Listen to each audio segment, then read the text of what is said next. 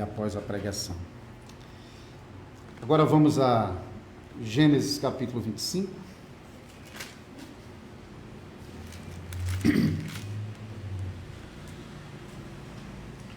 Vamos fazer a leitura do versículo 1 a 11. Sabendo que o versículo 11 já é a introdução para a narrativa seguinte acerca de Isaac.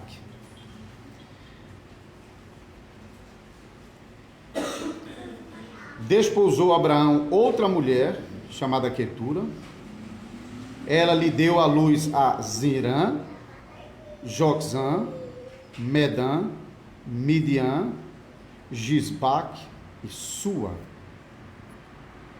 Joxã gerou a Sabá e Dedã. Os filhos de Dedã foram Assurim, Letusim e Leumim. Os filhos de Midian foram Efá, Éfer, Enoque, Abida e Elda. Todos esses foram filhos de Quetura.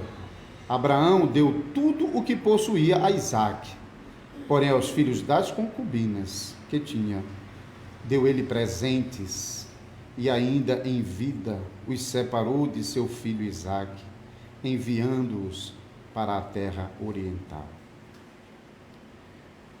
Foram os dias da vida de Abraão 175 anos.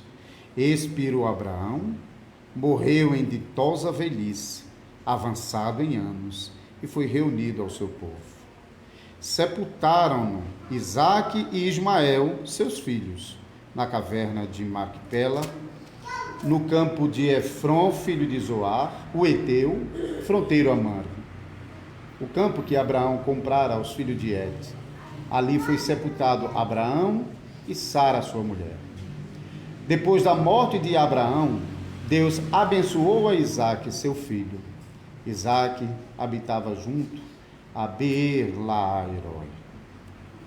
Vamos orar mais uma vez e pedir a bênção do Senhor durante a pregação. Ó Senhor Deus, nós louvamos o Senhor porque o Senhor nos concedeu a graça de chegarmos ao final dessa série de pregações, onde nós temos aprendido sobre as narrativas acerca do patriarca Abraão, e aprendemos, Senhor, a não fixarmos os nossos olhos em Abraão, mas aprendemos a olhar para o Deus de Abraão, para o Deus que guiou a vida de Abraão, que foi misericordioso com Abraão, que foi fiel com Abraão, que cumpriu suas promessas a Abraão e continuou a cumpri-las na sua descendência. E aprendemos assim, Senhor, o plano da redenção, de modo que, assim como o Senhor ensinou sobre o seu plano redentivo sobre Abraão, também aprendemos sobre o seu plano redentivo sobre o restante do seu povo, que hoje cresceu e se espalhou por todo o mundo. Por isso nós pedimos a tua bênção sobre nós, sobre essa mensagem, sobre o teu servo que vai transmitir a pregação e sobre a congregação do Senhor que está reunida aqui. Visita as demais igrejas de Cristo que estão conseguindo se reunir nesse fim de tarde, início de noite, apesar das muitas e severas restrições que temos enfrentado. Abençoa as pregações e os púlpitos fiéis das igrejas de Jesus Cristo espalhadas por todo o mundo. Em nome do Senhor nós choramos. Amém.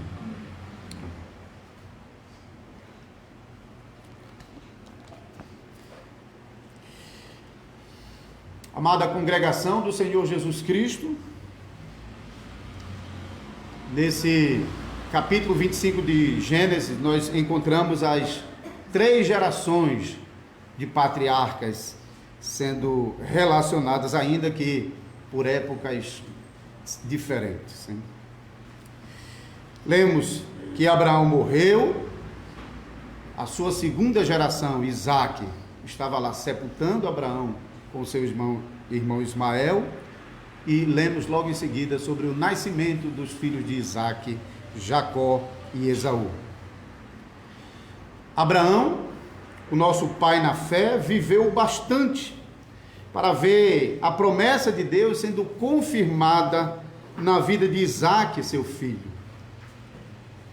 E Abraão morreu na esperança de alcançar a plenitude dessa promessa no dia final, como aprendemos de Hebreus capítulo 11. Então veremos nessa pregação que ainda na sepultura há esperança para o crente.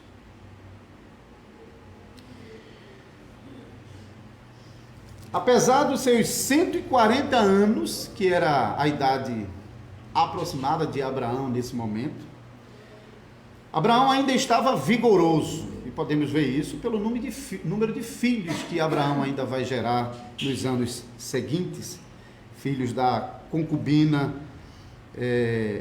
Quetura, que ele tomou dentre as mulheres da sua casa. Os irmãos se lembram que faz pouco tempo que Sara havia morrido, pouco mais de 3 anos, e então, para se consolar da morte de Sara, Abraão toma para si uma nova mulher. Nós lemos a mesma coisa sobre Isaque na pregação passada, e no capítulo 24, o casamento de Isaque conclui versículo 67, dizendo que Isaque se consolou da morte da sua mãe com o casamento com Rebeca, e também agora vemos que Abraão se consola da morte de Sara com o casamento com Quetura. Então, apesar da idade avançada de Abraão, Abraão gerou muitos filhos e netos. Versículos 2 a 4, nós lemos acerca de Quetura, a mulher que Abraão havia tomado. Ela lhe deu à luz a Zirã, Joxã, Medã, Midian, Gisbaque e Sua. Joxã gerou a Sabá e a Dedã. Os filhos de Dedã foram Assurim, Letuzim e Leumim. Os filhos de Midian foram Efá, Éfer, Enoque, Abida e Elda. Todos esses foram filhos de Quetura, a concubina.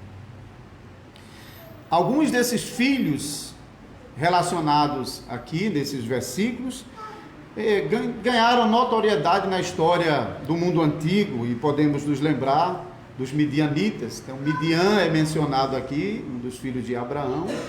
Midian teve 5 filhos, que gerou a grande nação dos midianitas, que mais adiante no livro de Juízes nós vamos ver que os midianitas foram um grande tropeço para o povo de Israel. E também Deus usou os midianitas para também castigar a Israel por causa dos pecados de Israel.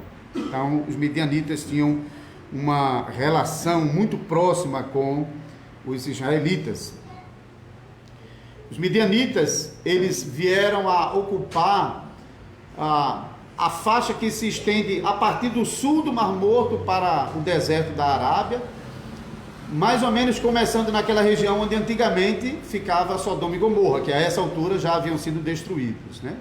E nessa região para o deserto era a região onde se estendia o território dos midianitas. Porém, os filhos de Abraão com Quetura, a exemplo de Ismael, filho da escrava Agar, não tinha lugar na herança de Abraão. A herança de Abraão, versículo 5, diz claramente, pertencia a Isaque. E a Isaque, Abraão deu tudo o que possuía. E na pregação passada sobre o casamento de Isaque e Rebeca, nós também ouvimos que o servo de Abraão anuncia à família de Rebeca que ele era o único herdeiro de tudo que o seu pai possuía. Abraão, a essa altura, já no finalzinho da sua vida, era um homem bem seguro da sua fé. Nós já mencionamos isso na pregação hoje de manhã, né? Era um homem que estava bem convicto acerca da fé, da promessa que Deus havia feito, de que Isaac seria o filho da promessa, era o filho da promessa. Por essa razão, nós estamos lendo aqui que Abraão, ele deu presentes a todos os filhos da concubina, isso inclui também os netos. Existe, só para os irmãos saberem, existe uma pequena dificuldade textual aqui, porque a gente tem concubinas, que no plural. Então, isso fala das mulheres que estavam entre as servas de Abraão, da qual ele tomou uma chamada Quetura. Mas tem problemas de texto aqui, então parece que ele tomou várias concubinas por mulher, mas de fato foi dentre as mulheres, ele tomou a concubina Quetura. E os filhos e os netos que Abraão teve com essa concubina, ele então dá presentes. Mas a nenhum deles Abraão permitiu que ficasse para herdar qualquer parte da herança que pertencia a Isaac em Canaã. E no final do versículo 6 até lemos que Abraão está tomando a providência de enviar para fora de Canaã todos esses filhos e netos, para não ficar em Canaã e não ter direito à posse de Canaã. Nós lemos durante as pregações anteriores várias vezes sobre tanto a iniciativa de Deus de afastar para fora de Canaã qualquer um que competisse com Abraão e com Isaac nessa promessa. Nós nos lembramos sobre Ló e nos lembramos sobre Ismael. Depois nós também vimos o próprio cuidado de Abraão de não criar nenhum vínculo com os moradores da terra, pleiteando uma sepultura à parte e não sepultando Sara no meio deles, e nem casando Isaac com uma das filhas dos cananeus, nem mesmo permitindo que Isaac saísse de Canaã para buscar uma esposa fora, para não correr o risco de Isaac, o herdeiro de Canaã, acabasse se encantando por qualquer coisa lá fora. Então esse zelo de Abraão mostra realmente o patriarca, que a essa altura era um homem realmente bem amadurecido na fé, bem firme, muito diferente daquele Abraão do começo da jornada. Então, todos os filhos e netos foram conduzidos para fora de Canaã. Então, eles ocupam essa faixa sul-oriental do Mar Morto. E então, os versículos finais, que concluem a narrativa acerca do patriarca Abraão no livro de Gênesis, inclui os seus muitos dias de vida, inclui a boa vida que Abraão teve enquanto peregrinou em Canaã, e ainda inclui o privilégio de ter sido sepultado junto à sua esposa na terra da promessa.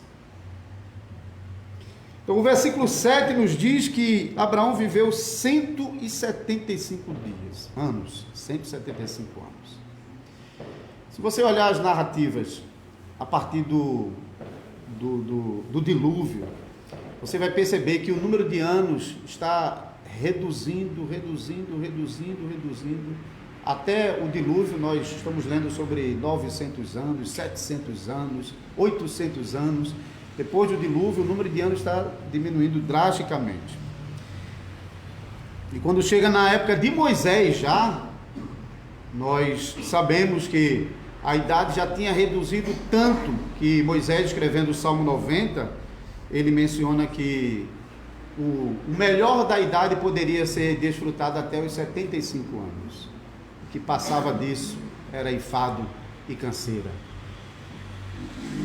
Mas Abraão viveu bem os seus 175 anos que Deus lhe concedeu nesse mundo.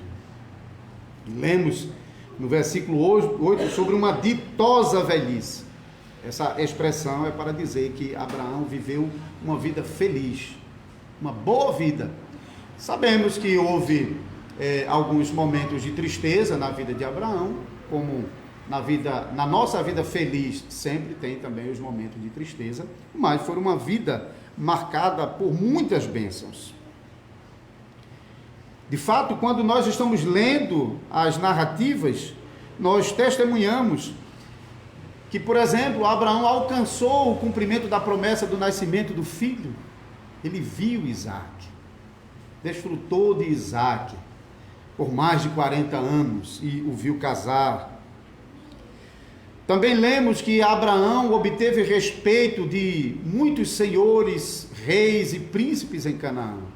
Lembre-se de Abimeleque.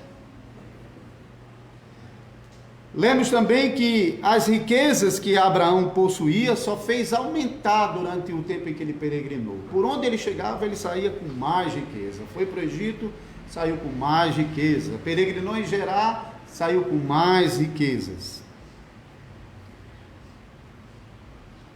Lemos também que Abraão teve o privilégio de ter muitos encontros pessoais com Deus. Foi uma vida realmente de uma comunhão incomum com Deus. Muitas vezes Deus se apresentou, porque no estudo da Bíblia falamos sobre teofania, são aquelas manifestações humanas de Deus, na qual Deus comia, bebia, podia ser tocado, como Jacó mais adiante chega a brigar, né, com Deus.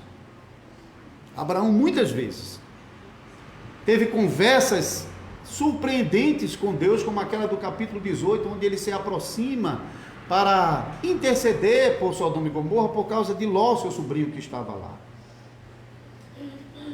Foi uma vida de estreita comunhão com Deus. E Abraão encerra a sua jornada na fé em paz, porque ele estava fechando os seus olhos, mas ele podia descansar em paz, sabendo que a promessa estava continuando na vida de Isaac, seu filho. O nome do Senhor não estava sendo riscado da sua descendência. E a última bênção que Abraão provou nesse mundo foi ser sepultado ao lado da sua digníssima esposa Sara, a mulher de toda uma vida, a mãe do filho da promessa.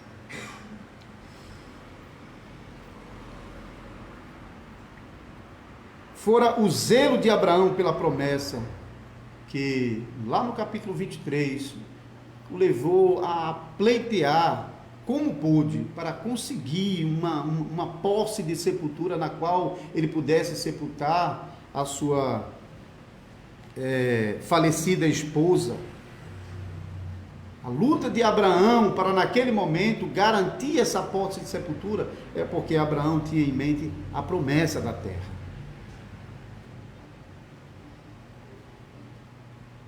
E agora, Abraão tinha o privilégio de, na sua morte, ser conduzido pelos seus filhos que, numa trégua, porque Isaac e Ismael se tornaram daqui por diante adversários, mas naquele momento a morte do pai promoveu uma trégua entre eles, de modo que eles puderam conduzir o corpo do seu pai até o túmulo que estava na capela de Macpela. Nós sabemos que por amor de Abraão, Deus chegou ao ponto de engrandecer Ismael, em que se tornou uma nação com 12 príncipes muito numerosa e compõe ainda hoje a nação árabe. Nada lemos sobre os filhos de Quetura, nem mesmo sobre a própria Quetura, aqui durante o sepultamento de Abraão. E lemos que quando Isaac morreu, nos seus 180 anos, viveu 5 anos a mais do que Abraão, também Isaac teve o privilégio de ser sepultado pelos irmãos rivais. Naquele momento, Jacó e Esaú eram rivais, mas a essa altura a paz já havia sido estabelecido entre eles e o pai teve o privilégio, no caso Isaac, de poder sepultar, vendo a paz entre os seus filhos. Então, Abraão, durante o momento que ele foi chamado a sair, a abandonar, a deixar para trás sua antiga vida em Harã, para iniciar uma vida de peregrino, confiando na promessa que Deus havia feito a ele, até o último momento de sua vida e até mesmo na sua morte, Abraão provou muitas bênçãos da parte do Senhor, particularmente a bênção final de ter o seu corpo depositado em uma sepultura na esperança da nova terra, que era a promessa que Deus havia feito. preciso acrescentar alguma coisa sobre a honra devida ao corpo, aos restos mortais dos nossos queridos e também à sua memória, porque os nossos pais antigos tinham uma visão sobre os restos mortais e a memória dos nossos familiares que, infelizmente, em boa medida foi perdida no mundo de hoje. Hoje em dia nós vivemos entre dois extremos.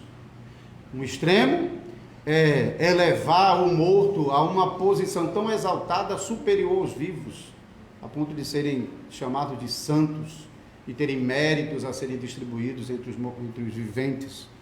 E também o erro de chegar ao ponto de achar que podem ter contatos com esses mortos.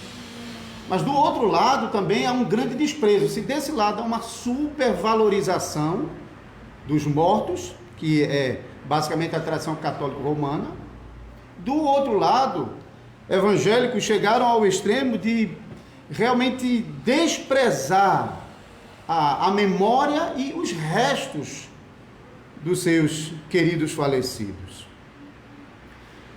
Infelizmente, há um pensamento muito forte de praticamente um abandono. Aquele que morreu, ele vai quase que ser abandonado no cemitério, porque nunca mais eles vão lá, nem para olhar para a sepultura.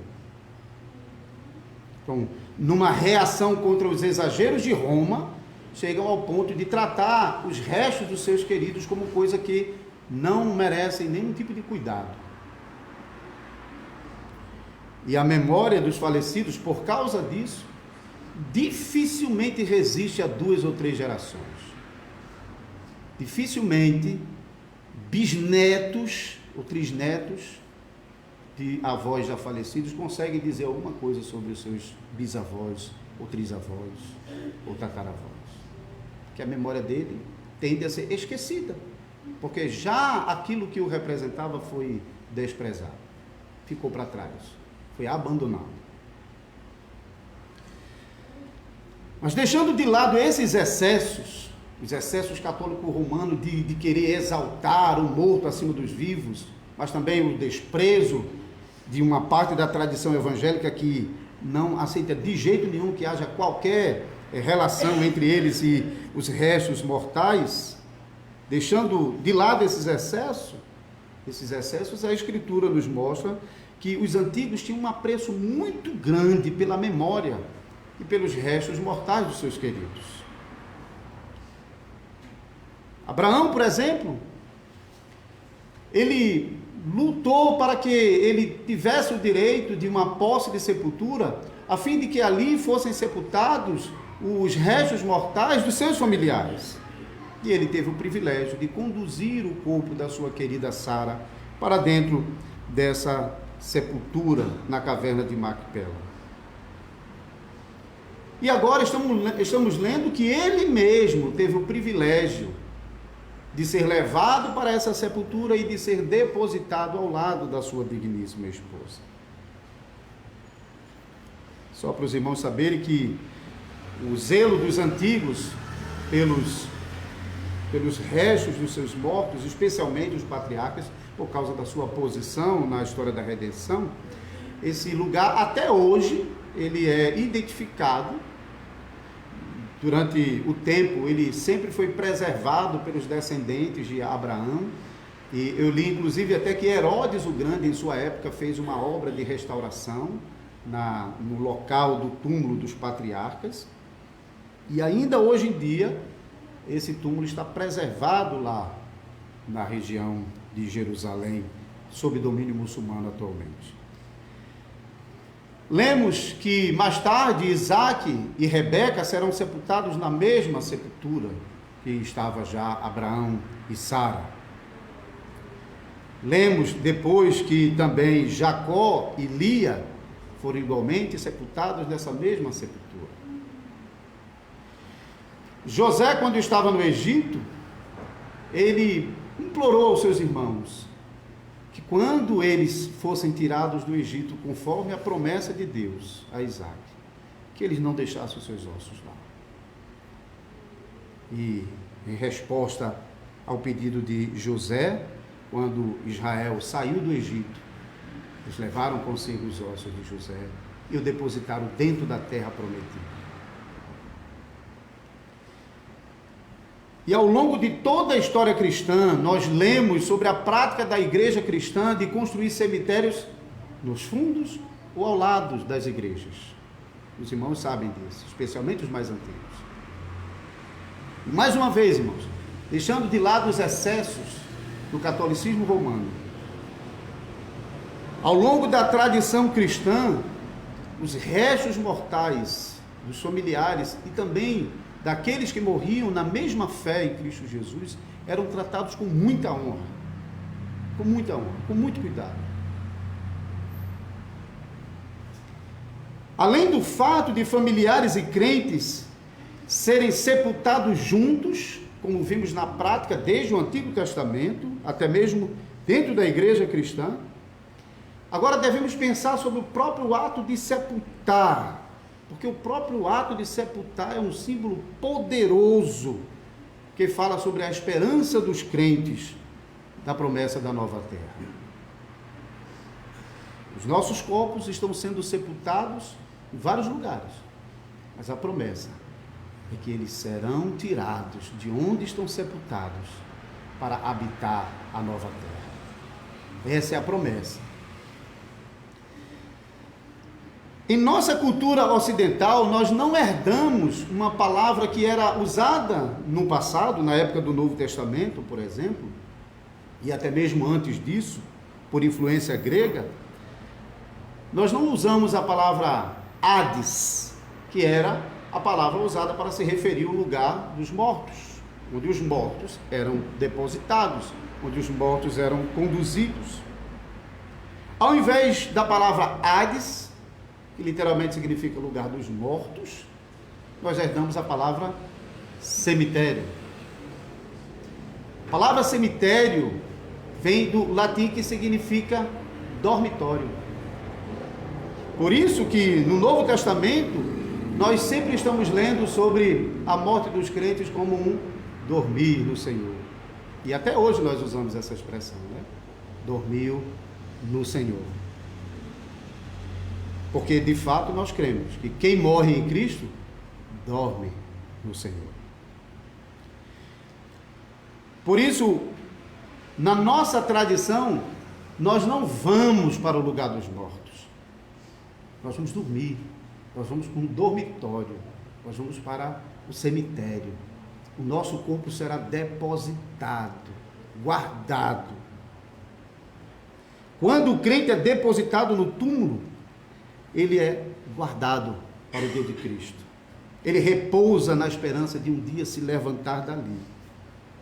Essa, de fato, é a grande esperança do povo de Deus. Nossa esperança não termina na sepultura. Não termina. Um dia, o nosso Salvador Jesus Cristo vai aparecer entre as nuvens dos céus. E ele vai gritar o seu nome.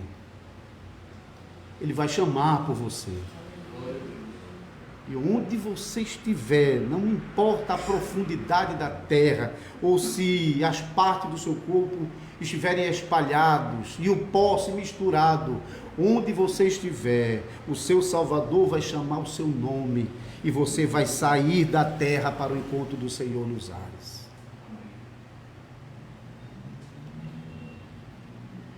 Essa era a esperança que Abraão tinha quando ele sepultou Sara na sua própria sepultura.